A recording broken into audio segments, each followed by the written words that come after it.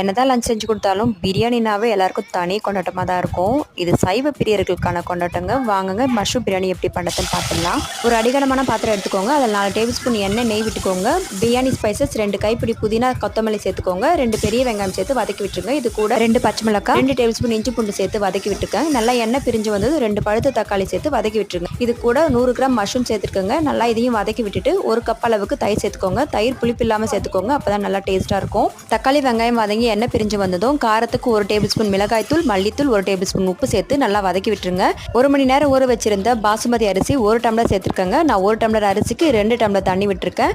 Stove high ஃப்ளேமில் வச்சு ஒரு 5 நிமிஷம் கொதிக்க வச்சிங்கன்னா இந்த அளவுக்கு தண்ணி வற்றிருக்கும். மறுபடியும் இப்போ மூடி போட்டு ஒரு 10 நிமிஷம் சிம்மில் வச்சு ஸ்டவ் ஆஃப் பண்ணிக்கோங்க. அவ்வளோதாங்க. ஒரு கை நிறைய கொத்தமல்லி சேர்த்துக்கோங்க.